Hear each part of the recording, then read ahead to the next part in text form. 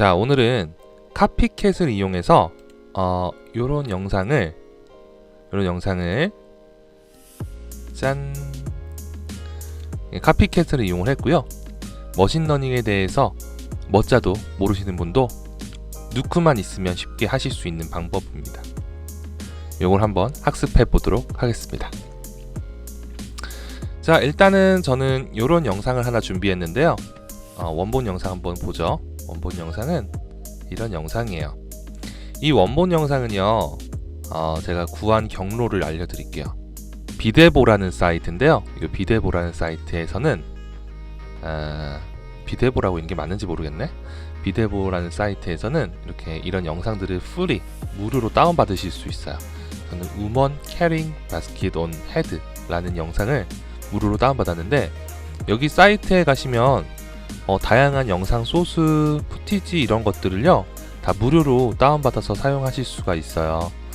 여기 프리라고 써져 있는 것들 있죠? 이런 것들은 그냥 공짜로 회원가입 하시지 않아도 바로 다운받아서 사용할 수 있는 아주 좋은 소스 사이트입니다. 저는 여기 되게 많이 활용을 하고 있고요. 이렇게 다운받은 영상을 이용해서 작업을 해보도록 하죠. 자, 우리 지난 시간에 제가 카피캣에 대해서 설명해 드리면서 이 카피캣으로 기계학습을 하는 여러가지 프로세스를 이제 말씀을 드렸는데, 그 프로세스대로 일단 시작을 해보도록 하겠습니다. 자, 일단은 지금 있는 이 영상 분석 한번 해봐야 될 것 같은데요. 이 리드노드 더블 클릭하시면 이렇게 프로퍼티스 속성 패널에 그 메타데이터, 이 영상에 대한 메타데이터 속성을 보실 수가 있습니다. 이 영상 같은 경우는 MOV 영상이고요. 1920-1080 프레임 레이트는 25프레임을 가지고 있는 영상이네요. 자, S키를 눌러서 S키를 누르시면 이렇게 프로젝트 세팅 창으로 넘어가게 되는데, 여기에서 이 영상 설정에 맞도록 프로젝트 설정을 해주도록 할게요. 1920-1080에 25프레임, 조당 25프레임으로 이렇게 설정해 주도록 하겠습니다. 자, 그런 다음에 일단은 이 영상 선택한 상태에서 탭키 눌러서 우리 일단 프레임 레인지 노드 하나 꺼냈었죠? 그래서 프레임 레인지 노드를 하나 일단 놔줄 거고요. 그 다음에 이 영상 전체 프레임이 지금 현재 몇 프레임나요? 전체가 248프레임. 프로젝트 설정도 248프레임으로 일단 다시 설정을 하고요. 자, 여기에서 일단은 프레임 레인지는 한 프레임만 가질 수 있도록 프레임 레인지 범위 설정을 좀 해주도록 하겠습니다. 자, 그런 다음에 일단은 몇 장의 이미지를 추출을 좀 해줘야 될 것 같은데요. 저는 탭키를 눌러서 프레임 홀드 노드를 하나 이렇게 꺼내주도록 하겠습니다. 자, 저는 일단은 이 뷰어 노드를 프레임 레인지에다 다시 연결을 하고, 자, 일단은 첫 장 하나 프레임 홀드를 좀 걸어주도록 할게요. 그래서 이 노드 더블 클릭하시면 프로퍼티스 속성 창으로 넘어가게 되고, 여기서 이 퍼스트 프레임 설정을 할 수가 있죠. 1프레임 하나 해주고 다시 프레임 레인지에다가 뷰어 노드 연결하고, 또 플레이 하다가 조금 흔들리는 부분, 눈 감고 있는 이런 부분도 하나 프레임 홀드를 걸어주면 좋을 것 같은데요. 자, 프레임 홀드 하나 여기다가 또 걸어주고, 그 다음에 다시 프레임 레인지에다가 노드 연결해서 요번에는 한 70프레임 정도? 70프레임 정도도 프레임 홀드 하나 걸어주고, 자, 옆에다 잠깐 빼놓고요. 그 다음에 127프레임 정도도 하나 프레임 홀드를 걸어주고, 프레임 홀드 걸어주고, 그 다음에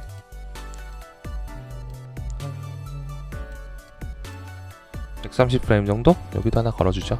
대충 랜덤으로 제가 이렇게 좀 프레임 홀드를 좀 걸어놨습니다. 그래서 이 각각의 홀드된 프레임에서는 멈춰있는 상태로 재생이 되겠죠. 얘네들은 이제 한 장이라는 것을 의미를 합니다. 자, 여기에다가 우리 지난번에는 어펜드 클립 노드를 한번 붙여봤었는데요. 요번에는 스위치라는 노드를 하나 붙여볼 거예요. 스위치라는 것은 이름 그대로예요. 뭔가에 이 연결되어 있는 인풋의 스위치를 껐다 켰다 해주는 역할을 하는 노드라고 생각해 주시면 될 것 같고요. 자, 저는 스위치 노드 지금 인풋 연결을 보게 되면 0번, 1번 인풋을 가지고 있는데요. 일단 0번을 1번 프레임에다 연결하고, 그 그다음에 1번 인풋은 25프레임. 그다음에 지금 또 화살표가 없잖아요. 화살표를 새롭게 만드시려면 이 끝쪽에 보시면 화살표가 만들 수 있는 이런 삼각형이 있습니다. 이 검정색 삼각형을 70프레임도 연결해주면 2번 인풋이 나오게 되고요. 그 다음에 하나 더 연결해서 127프레임에 하나 연결, 그 다음 130프레임에도 연결, 이렇게 해주시면 0번부터 4번까지의 이 버튼들이 나타나게 되고, 이 버튼들을 껐다 켰다 할 수 있습니다. 이 스위치 노드 더블 클릭하시면 여기 그 프로퍼티스의 위치라는 메뉴가 있는데요. 여기서 이 숫자들을 바꿔볼게요. 바꿔보면은 내가 바꾼 숫자대로 이 지금 뷰어 노드에 불이 이렇게 들어오게 되고, 불이 들어온 연결이 화면상에서 출력돼서 보여지는 것을 확인하실 수가 있을 겁니다. 자, 저는 스위치 노드를 이렇게 하나 연결을 했습니다. 스위치 노드를 연결했고, 스위치 노드 애니메이션 키프레임 좀 잡아줄게요. 그래서 저는 인디케이터를 일단은 1프레임에다가 옮겨놓고, 1프레임에다 옮겨놓고 스위치 0번인 상태의 키프레임 하나 잡아주도록 할게요. 0번인 상태에서 키프레임을 잡아주시기 위해서는 이 0번 입력한 부분에다 마우스 우클릭하시면 셋키라는 메뉴가 있습니다. 셋키를 클릭해 볼게요. 그러면 요 지금 창이 파란색이 되죠. 그리고 그 타임라인에서 보시면 1프레임에 이렇게 파란 색깔 불이 들어오는 것을 볼 수 있습니다. 이 친구는 애니메이션을 만들 수 있는 키프레임이 잡혔다라는 것을 의미를 하고요. 저는 한 5프레임 정도 지점에 가서 5프레임에서는 4라고 입력하는 키프레임을 잡아주도록 하겠습니다. 그러면은 지금 파란 색깔 키프레임이 지금 2개가 이렇게 잡혀있는 상태인데요. 플레이를 한번 해보면 한 프레임당 한 장씩 이미지가 이렇게 지나가는 형태의 애니메이션을 표현해 줄 수 있을 겁니다. 이거는 이제 어펜드 클립을 사용하셔도 되고요. 저처럼 스위치 노드를 이렇게 활용해서 이 클립들을 배치를 이렇게 해주셔도 됩니다. 자, 이렇게 좀 세팅을 한 상태에서 제가 이제 스마트폰 어플리케이션을 하나 좀 소개해 드리려고 하는데요. 이건 광고는 아니고요. 이걸 만들면서 사용했던 어플리케이션이라서 한번 소개를 해 드리겠습니다. 페이스앱이라는 어플리케이션을 저는 이용을 했는데요. 요거는 요런 얼굴을 이렇게 젊게 만든다든지, 혹은 이런 아저씨라고 하기 죄송하네, 좀 이렇게 할아버지로 이렇게 만든다든지 하는 인공지능 베이스의 얼굴 인식하여 얼굴을 보정해주는 이런 어플리케이션이에요. 저는 요거를 사용했는데 요게 금액이 조금 있더라고요. 1년에 한 4만원인가 그래요. 그렇게 해가지고 저는 라이트 노드를 붙여줘서, 라이트 노드 더블 클릭하시면 속성 패널 있고요. 요 파일 메뉴에 브라우즈 버튼 클릭하면 어느 경로에다 저장할 건지에 대해서 이렇게 경로를 지정을 할 수가 있겠고요. 그 다음에 파일 타입은 그냥 JPG로 하시면 될 것 같고요. 파일 타입은 JPG, 원하시는 이미지 시퀀스로 또 설정할 수도 있습니다. 그리고 퀄리티는 좀 기본 값으로 좀 할 거고요. 렌더 버튼을 눌러서 1프레임부터 5프레임까지 렌더를 이렇게 해주시면 저장이 된 것을 볼 수 있을 겁니다. 그래서 이미지는 이런 식으로 저장을 하셔도 될 겁니다. 그래서 이 이미지들을 이 어플리케이션에서 불러와서 작업을 한번 해봤는데요.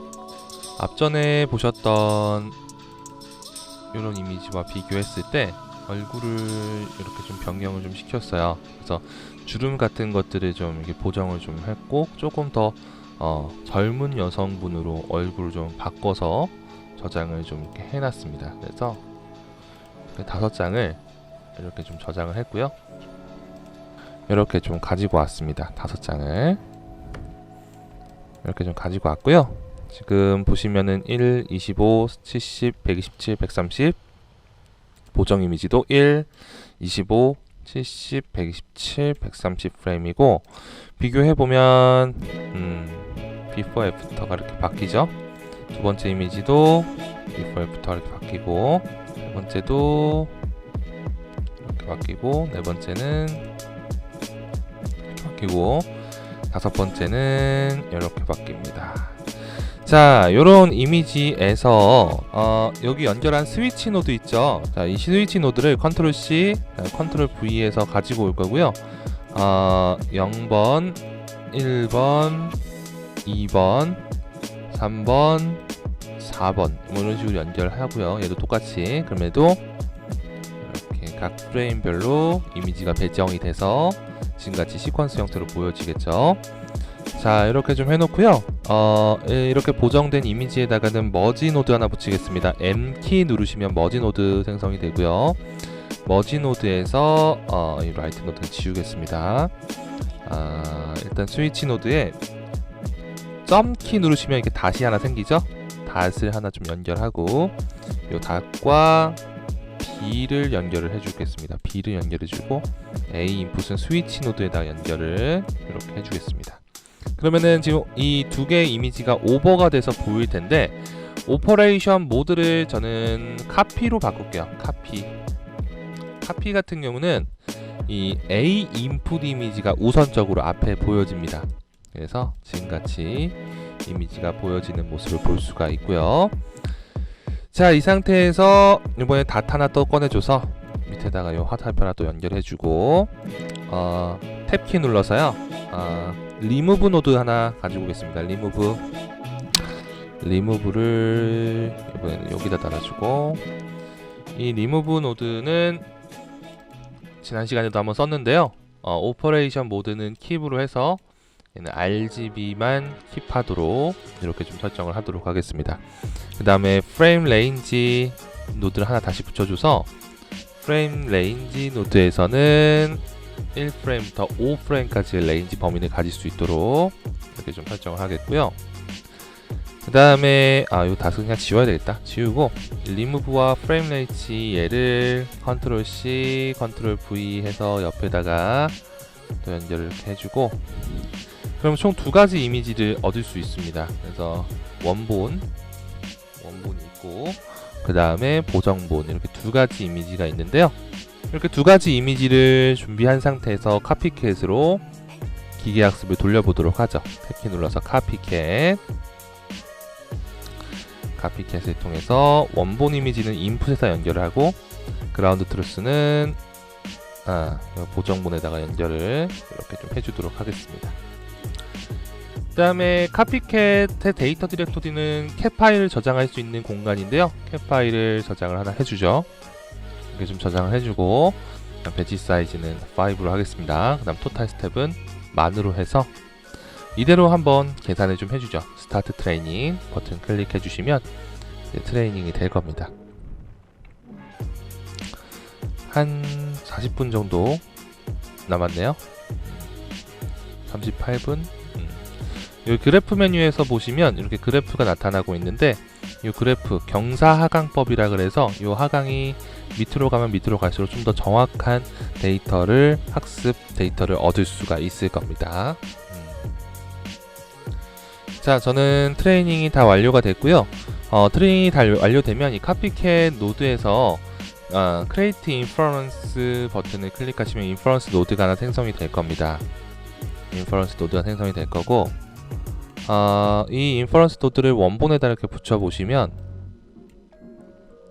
짜잔 1번 원본 2번 짜잔 이렇게 지금 얼굴이 바뀐 형태의 영상을 얻으실 수 있습니다. 이런 식으로 눈을 깜빡거리는 것도 잘 표현이 되죠. 그래서 되게 어려운 공정이 아니에요. 원본 이미지를 몇 장만 이미지를 프레임 홀드로 이미지를 몇 장만 추출하고 그 다음에 추출한 것을 어플리케이션 스마트폰 어플리케이션을 통해서 보정을 한 다음에 요거를 보정본과 원본을 이렇게 RGB 채널로 다 빼주고 그런 다음에 계산 머신러닝 계산에 돌려주시면 지금처럼 얼굴 교체 영상을 얻을 수가 있습니다. 그래서 오늘은 간단하게 카피캣 노드를 이용해서 얼굴을 스마트폰에서 보정한 얼굴로 교체하는 영상의 얼굴을 교체하는 방법에 대해서 살펴봤습니다.